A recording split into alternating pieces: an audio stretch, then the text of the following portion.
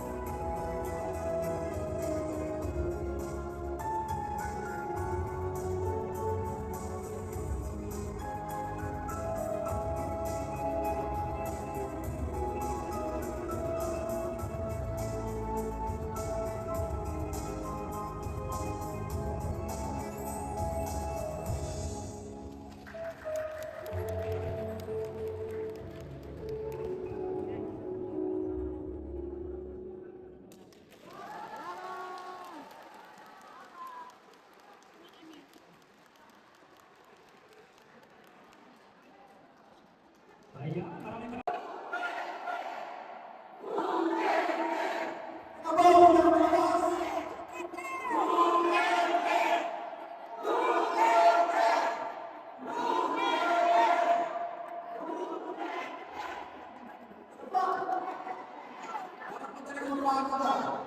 Mamaya po, lalagyan pagkain sa likod. Pagkain ko naman. Okay lang? Hindi ko lang masasabi kayong kalibre lahat, pero lumapit lang kayo sa kapila. So, hatugan ko natin ang isa. Ayan, okay. So as you said, before we call our spokesperson, pakinggan muna natin ang ating second speaker. Palapakan po natin at welcome si Ma'am Adeline Santos, the former president of Pinay Navy Eagles Club. Ayan. Ayan po si Ma'am. Gusto ko kayo. Thank you. Maraming salamat, Sir Anton and Gloria. Magandang gabi po sa ating lahat. Pangalawa, papasalamat ako sa Panginoon na nandito po ako ngayon na nakita po sa prayer rally for former President Rodrigo Duterte and support for Lady Sara for 2028 election na inorganisa ng United Filipinos bilang Na ngayon, sabi nila nila matatanggal si Sara Duterte sa pamamagitan ng impeachment. Hindi pa sapat na kinasuhan na ako ng non-payable sa Pilipino dahil kaso di wala mo nagreklamo na kung saan. Hindi pa sapat na ang piso na yun sumasagsak magiging 68 pesos na. Hindi pa sapat na tumatami ang hanay na natututog. Hindi pa sapat na napakataas na ng bilis na pagtaas sa presyo ng bilihin at inflation 7%. Ngayon, hindi pa sapat na ninanamo nilang trilyones galing sa mga bayan para sa mga manumalang road projects at iba pang mga kababalaghan. Ngayon, nais pa nila manangili sa pwesto till ang tanong, pagbayan ba kayo? Gusto nyo ba ng mga spray? O ang plan nila?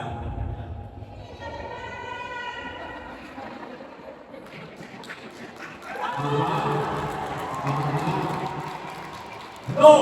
Marcos for Eme! Yung mga kaganapan sa Senado. Si Bato, kahit ng 9,000 tinatanggap kita sa ICC. Magkano po tayo, ha? Ang aking aralan ay international.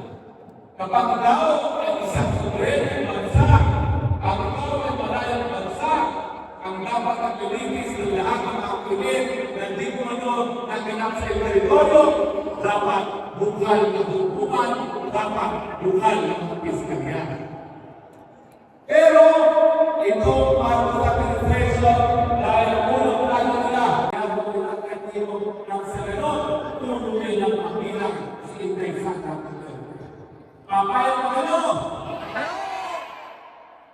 Kaya nga, Senator Bato, kung ikaw'y nagtulood ng aming Facebook Live, magkano na pa? Suportado pa namin! Walang kapangyarihan ng kayuhan ng kakasaya ng kansa ng Pilipino sa kanyang sarili bilang bayan.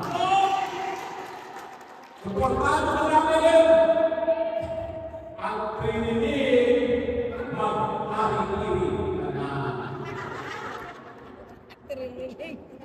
Ang pakakitang takot mo ngayon, ito mga pangyayari nito, ito mga hambang na kanilang pinalanan na para manatili sa pwesto. Tanggalin si Texara sa pamamagitan ng impeachment. 225 boto para sa impeachment ni Texara Duterte. Paano ito boto? 20 million cash, 200 million budgets, sa pagkakutap ng IH, Sulpan, etc. na nakulusan ng Congressman at Senator. Di tayo magkakaka. Ang pagdating sa Senado, hindi lang pinagagamitin muli ang tuman ng bayan, kung hindi kakakutin, aalisin ng isa-isa ang sumusuporta at ikasang Joe at Pilipina. At patapos pinapakatanggalin mga senador na yan, sasabihin nila sa nananatili pang ibang mga senador, pag hindi kayo bumoto para matanggal sa Sara Duterte, nakakasuhan din namin kayo, ikukulong din namin kayo. At matapos, si Sara sa posisyon, siya ay nakakasuhan ng kasong kriminal. Si Boy Remulla, yan ay pinalagang pagkusuhan ng puntahan ng ako, siya magpapakulong kay Sara Duterte. Papayag na kayo! Yan ang kanilang plano. At ngayon, nakakita nyo, nasa kalagitnaan na sila para sa siguraduhin, mawawala ang suporta ni Sara Duterte sa Senado, bayon siya ay nag-impeach na ng mga congressman sa House of Peace. Saan tayo matutulong ngayon? Akala natin, dahil mahirap ang buhay, akala natin ang mga Pilipino, babalikan ng kasaysayan, gagamitin ang kapangyarihan sa kanilang kamay para sipain ang walang silbing presidente. Ang mastermind ng nakawat sa Pilipinas, Marcos Jr. Bakit naman? Sino ba ang pumirma sa manumalyang budget? Sino ba ang nagtalaga sa kanyang minsan para maging House Speaker? Sino ba ang nagtutulba ng mga budget na mayroong mga insertions hindi lang kongresista at senador, pati insertions galing ni Marcos? Sino ayaw na mapasisihin sa mga kakurakulan na nangyari na nagbuka sa katunaliang budget ng 2024, 2025 at 2026?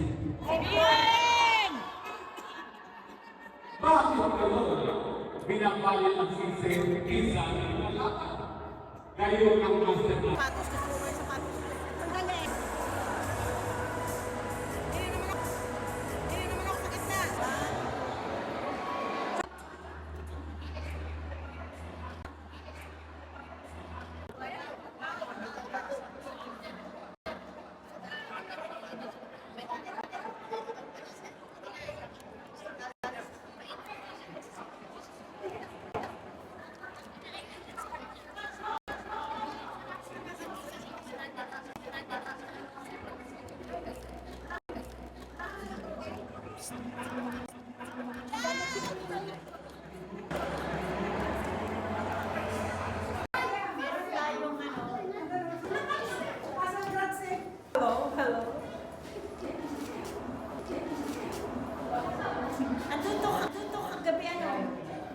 Kilala mo ito kay Sister Lo, kay Ate Lorna. Kilala mo ito kay Sister Lo, kay Ate Lorna. Si Lorna. Pupunta din ako sa Lorna. At si Ate Luz pag ano na ate, Rilin.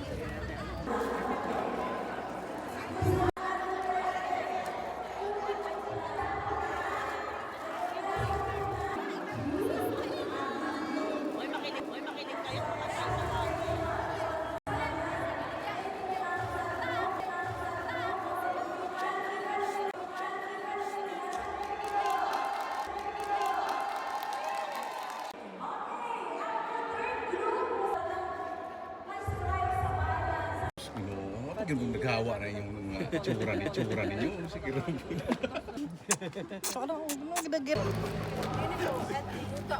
Walang sas... Tinik sa gitna. May tinik pa. Lahat na po ito ang mga evidence.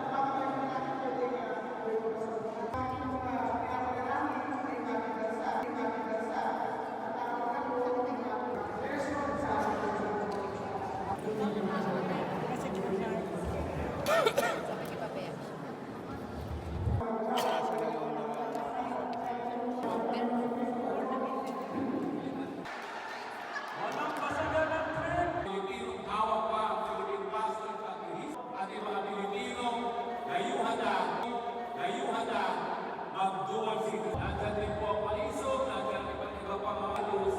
Ikaw na magtulong sa lahat. Gumawa ng strategiya.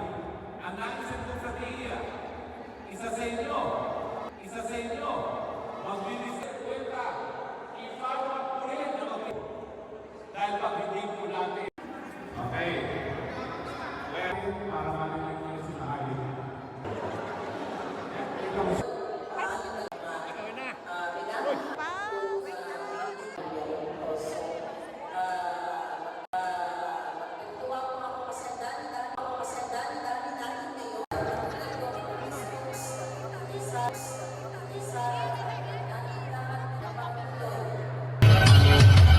Sa isip at sa aming puso, dakila